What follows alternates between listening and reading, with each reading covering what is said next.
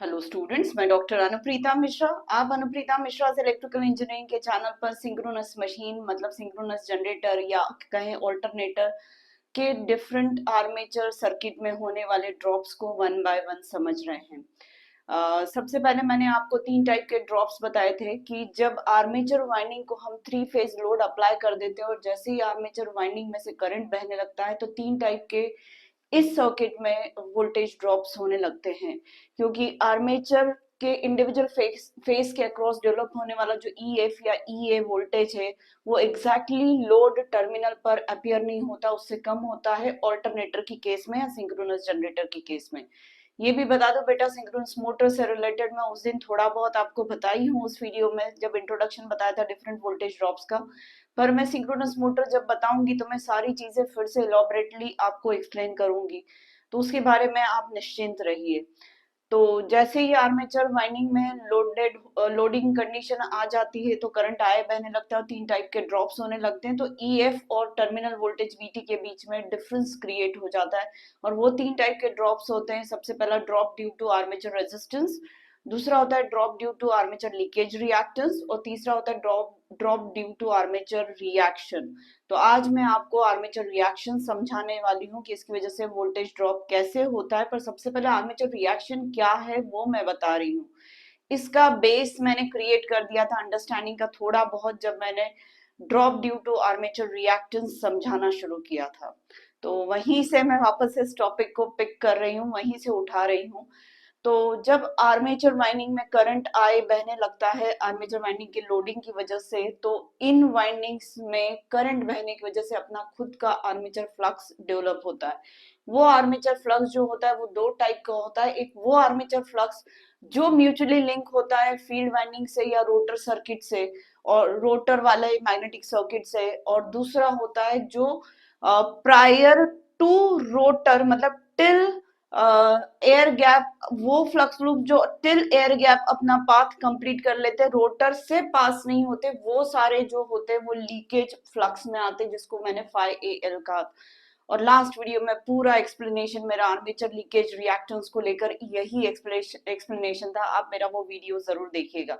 आज मैं बात कर रही हूँ बियॉन्ड एयर गैप, वो वाली फ्लक्स लाइंस या वो वाले फ्लक्स लूप्स जो रोटर से अपना पाथ कंप्लीट कर रहे हैं, रोटर फील्ड वाइंडिंग से लिंक हो रहे हैं या रोटर फील्ड के को डिस्टर्ब कर रहे हैं या अफेक्ट कर रहे हैं, उस वाले फ्लक्स लूप्स की मैं बात कर रही हूँ जो मैंने यहाँ पे इलेक्ट्रिकल और मैग्नेटिक सर्किट के रिप्रेजेंटेशन में ये दिखाया था। पर एक्चुअली फिजिकली वो वाला फिनोमेना ऐसे हो रहा होता है कि जब इस कंडक्टर में डिफरेंट डिफरेंट डिस्ट्रीब्यूटेड वाइंडिंग के कंडक्टर से through out the periphery of the stator, जिसमें हमने थ्री फेज आर्मेचर वाइंडिंग ये वाली रखी हुई है। तो अभी यहाँ पर अगर एक कंडक्टर की मैं बात करूं, इस कंडक्टर में करंट बाहर की तरफ फ्लो हो रहा है, तो राइट हैंड थंब रूल से मुझे फ्लक्स के लूप्स जो मिलेंगे चारों तरफ वो ऐसे मिलेंगे। तो आप देखिए ये वाले जो फ्लक्स लूप्स है जो रोटर से पास हो रहे हैं, रोटर से अपना पाथ कंप्लीट कर रहे हैं, उसकी डायरेक्शन ये वाली है। और मैंने रोटर फील्ड वाइंडिंग भी ये वाली, मतलब रोटर फील्ड वाइंडिंग से बहने वाले करंट की वजह से जो फील्ड डेवलप हो रही है, रोटर मैग्नेटिक फील्ड या वर्किंग फ्लक्स जो डेवलप हो रहा है, उसकी डायरेक्शन भी ये लेकर चल रही हूँ फिलहाल मैं एग्जाम्पल में। तो अब ये वाले जो आर्मेचर वाइंडिंग से प्रोड्यूस फ्लक्स लूप से due to this conductors current वो सेम डायरेक्शन में हो रहे रोटर फील्ड की डायरेक्शन में, मतलब ये सपोर्ट कर रहे हैं इसको। ऐसा भी हो सकता है कि इस कंडक्टर में करंट की डायरेक्शन अपोजिट हो जाए, मतलब इनवर्ट हो जाए, तो ये वाले फ्लक्स लूप जो रोटर से पास हो रहे हैं या कोई भी flux loop right hand thumb rule से देखूंगी तो फ्लक्स की डायरेक्शन ये वाली हो जाए। अब इस पर्टिकुलर फिगर में मैं लीकेज ऑफ फ्लक्स से रिलेटेड फ्लक्स लूप्स नहीं ले रही हूँ, क्योंकि मेरा पूरा का पूरा एक्सप्लेनेशन उन फ्लक्स लूप्स पर है जो म्यूचुअली इंटरेक्ट कर रहे हैं दोनों वाइंडिंग में, आर्मेचर में और रोटर फील्ड वाइंडिंग में। तो मैं उसी फ्लक्स लूप को ड्रॉ की हूँ जो रोटर से पास हो रहा है।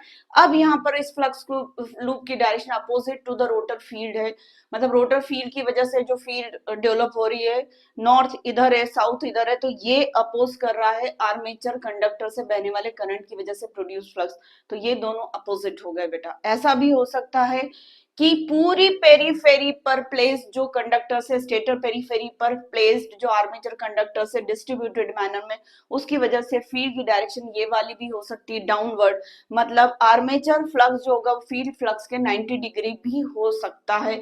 ये मैं इंडिविजुअल कंडक्टर के रिस्पेक्ट में बात करूं, इस इंडिविजुअल कंडक्टर में बहने वाला करंट, इस इंडिविजुअल कंडक्टर में बहने वाला करंट, या इस कंडक्टर के अलावा बाकी सारे पेरीफेरी पर प्रेजेंट कंडक्टर्स में बहने वाले करंट की वजह से करंट की डायरेक्शंस जो है उसकी वजह से फ्लक्स की 3 टाइप की डायरेक्शंस क्रिएट हो सकती है। रोटर से पास होने वाले फ्लक्स की एक ये वाली in the direction of rotor field flux, opposite to the rotor field flux and perpendicular to the rotor field flux. मतलब आर्मेचर फ्लक्स जो म्यूचुअली इंटरैक्ट कर रहा है रोटर फ्लक्स को, रोटर फील्ड वाइंडिंग के फ्लक्स को, वो 3 तरीके से 3 डायरेक्शन में अफेक्ट कर सकता है, 3 डायरेक्शन में डिस्टर्ब कर सकता है। इसे मैं डिस्टर्ब करना ही कहूंगी बेटा, और यही लोड बैलेंसिंग इफेक्ट भी क्रिएट करता है जैसे ट्रांसफार्मर में। पर मैं आपको एक वीडियो में 2-3 वीडियो के बाद मैं ट्रांसफार्मर इंडक्शन मोटर को एक तरफ रखूंगी, डीसी मशीन और सिंक्रोनस मशीन को दूसरी तरफ रखूंगी, और दोनों के फ्लक्स में क्या डिफरेंस होता है वो मैं समझाऊंगी। पर हाँ, ये इस तरीके से जो है आर्मेचर फ्लक्स डिस्टर्ब कर सकता है फील्ड वाइंडिंग को, इस तरीके से फील्ड वाइंडिंग के फ्लक्स को अफेक्ट कर सकता है, ये कहूंगी in the direction of field winding affect करेगा, opposite to the field winding flux affect करेगा, या perpendicular to the field winding flux affect करेगा। फिर से मैं रिपीट कर दूं, armature flux in the direction of field winding flux हो सकता है, डिस्टर्ब कर सकता है या सपोर्टिव हो सकता है। Armature flux opposite to the field flux हो सकता है, मतलब इस तरीके से अपोजिट डायरेक्शन में क्रिएट होकर उसको डिस्टर्ब कर सकता है, या परपेंडिकुलर होकर रोटर फील्ड फ्लक्स को डिस्टर्ब कर सकता है। तो अब मैं आती हूँ कि अब मैं इंडिविजुअल कंडक्टर में बहने वाले करंट की वजह से कैसा डिस्टर्बेंस क्रिएट हो रहा है, उससे मुझे एक लेमैन लैंग्वेज में ये तो समझ में आ गया कि आर्मेचर फ्लक्स जो होगा वो 3 टाइप से डिस्टर्ब कर सकता है। अब मैं बात करूंगी आर्मेचर का नेट फ्लक्स, तीनों वाइंडिंग में बहने वाले करंट्स की वजह से, तीनों currents 120 degree apart from each other है, तीनों की वजह से 3 फ्लक्सेस डेवलप होंगे जो 120 degree apart from each other होंगे, और ये तीनों फ्लक्स मिलके एक रिवॉल्विंग मैग्नेटिक फील्ड डेवलप करेंगे जिसका मैग्नीट्यूड हमेशा 3/2 होगा, रोटेटरी होगा, इसीलिए हमें रिवॉल्विंग मैग्नेटिक फील्ड बोलते हैं। और सेम एक्सप्लेनेशन आपको मैंने स्टेटर फ्लक्स का दिया था इंडक्शन मोटर में कि रिवॉल्विंग मैग्नेटिक फील्ड कैसे डेवलप होती, तो वहां अगर 3 current 120 degree apart from each other balance उनकी वजह से 3 फ्लक्सेस हो तो रिवॉल्विंग मैग्नेटिक फील्ड डेवलप होती है। तो यहाँ भी आर्मेचर वाइंडिंग में से बहने वाले 3 currents 120 degree apart from each other balanced current, इनकी वजह से 3 fluxes balance fluxes 120 degree apart from each other, तो तीनों की वजह से एक रिवॉल्विंग मैग्नेटिक फील्ड होगी, और वो नेट रिवॉल्विंग मैग्नेटिक फील्ड पूरे टाइम रोटेट हो रही होगी, रोटर भी पूरे टाइम रोटेट हो रहा होगा, रोटर भी पूरे टाइम, ये भी रोटर भी पूरे टाइम रोटेट हो रहा है, तो उसके साथ साथ ये conduct in revolving magnetic field जो इन कंडक्टर में से बहने वाले करंट की वजह से प्रोड्यूस हो रही वो भी रोटेट हो रही। तो अब मैं कहूंगी ये 3 फ्लक्सेस की वजह से जो एक नेट रिवॉल्विंग मैग्नेटिक फील्ड बन रही है 3/2 मैग्नीट्यूड की, वो रोटर के साथ साथ घूमेगी भी और साथ में रोटर फील्ड फ्लक्स को डिस्टर्ब भी करेगी, चाहे ऐसे सेम डायरेक्शन में या अपोजिट डायरेक्शन में या क्रॉस डायरेक्शन में या परपेंडिकुलर डायरेक्शन में। मतलब यहाँ आकर मैं आर्मेचर रिएक्शन की डेफिनेशन ऐसे देना चाहूंगी, the effect of armature stator flux on the flux produced by rotor field poles is called armature reaction। Armature reaction क्या है? आर्मेचर या स्टेटर पर प्लेस्ड वाइंडिंग में से बहने वाले करंट की वजह से जो फ्लक्स प्रोड्यूस हो रहा है, नेट फ्लक्स प्रोड्यूस हो रहा है 3/2 वो रोटर फील्ड वाइंडिंग में प्रोड्यूस फ्लक्स को डिस्टर्ब करता है। और ये किस पर, ये डिस्टर्बेंस किस टाइप का होगा, ऐसा होगा कि ऐसा होगा कि ऐसा होगा, ये टोटली डिपेंड करता है लोड पावर फैक्टर पर। मतलब ये लोड किस टाइप का लगा हुआ है उस पर डिपेंड करेगा कि क्या इस टाइप का डिस्टर्बेंस होगा कि इस टाइप का होगा कि इस टाइप का होगा। तो 3 टाइप के लोड्स हो सकते हैं, एक लोड हो सकता है यूनिटी पावर फैक्टर, एक लोड हो सकता है लैगिंग पावर फैक्टर और एक लोड हो सकता है लीडिंग पावर फैक्टर। ये तीन टाइप के लोड्स हो सकते हैं जो तीन टाइप के डिस्टर्बेंसेस क्रिएट करेंगे। पर कौन से पावर फैक्टर में कौन सा डिस्टर्बेंस क्रिएट होगा, तो यूनिटी पावर फैक्टर की केस में ये वाला डिस्टर्बेंस क्रिएट होगा जिसे क्रॉस मैग्नेटाइजिंग इफेक्ट कह रहे हैं, जो परपेंडिकुलर आ रहा है रोटर फील्ड फ्लक्स के। ये वाला हो जाता है डीमैग्नेटाइजिंग आर्मेचर रिएक्शन और ये वाला हो जाता है मैग्नेटाइजिंग आर्मेचर रिएक्शन। मतलब ये सपोर्टिव है तो ये मैग्नेटाइजिंग आर्मेचर रिएक्शन है, ये अपोजिट है तो ये डीमैग्नेटाइजिंग आर्मेचर रिएक्शन है, और ये in the perpendicular to the field flux है तो ये क्रॉस मैग्नेटाइजिंग है। क्रॉस मैग्नेटाइजिंग होगा यूनिटी पावर फैक्टर की केस में, लैगिंग पावर फैक्टर की केस में डीमैग्नेटाइजिंग आर्मेचर रिएक्शन होगा और लीडिंग पावर फैक्टर की केस में मैग्नेटाइजिंग आर्मेचर रिएक्शन होगा। तो तीन टाइप के armature reactions, magnetising armature reaction, demagnetising armature reaction और cross magnetising armature reaction. Cross magnetising unity power factor की वजह से, डीमैग्नेटाइजिंग लैगिंग पावर फैक्टर की वजह से और मैग्नेटाइजिंग लीडिंग पावर फैक्टर की वजह से होगा। तो जो नेट फ्लक्स है बेटा कौन सा 3/2 मैं उसकी बात करूंगी। ये तो मैंने एग्जांपल देकर बिल्कुल लेमैन लैंग्वेज में बताया कि आर्मेचर फ्लक्स, आर्मेचर वाइंडिंग में या आर्मेचर कंडक्टर में बहने वाले करंट की वजह से जो फ्लक्स प्रोड्यूस कर रहा है वो कैसा कैसा हो सकता है with respect to field flux, individual conductor में बहने वाले करंट की। बट ऑल टुगेदर पूरे का इंपैक्ट देखता है पूरी पेरीफेरी पर प्लेस्ड कंडक्टर में बहने वाले करंट की वजह से, थ्री फेज वाइंडिंग की वजह से कैसा इंपैक्ट क्रिएट होगा। तो तीन टाइप का हो सकता है, पर उस इंपैक्ट को, आर्मेचर रिएक्शन को मैं जज करूंगी या हम जज करते 3/2 कैसा है विथ रिस्पेक्ट टू एफ। क्या वो सेम डायरेक्शन है 3/2 क्या सेम डायरेक्शन है एफ के फील्ड फ्लक्स के, तो वो मैग्नेटाइजिंग है। 3/2 जो है एफ के क्या अपोजिट डायरेक्शन में है, तो ये डीमैग्नेटाइजिंग आर्मेचर रिएक्शन हो गया। और 3/2 एफ के क्या परपेंडिकुलर है, तो ये क्रॉस मैग्नेटाइजिंग आर्मेचर रिएक्शन हो गया। इस तरीके से हम आर्मेचर रिएक्शन को समझते हैं।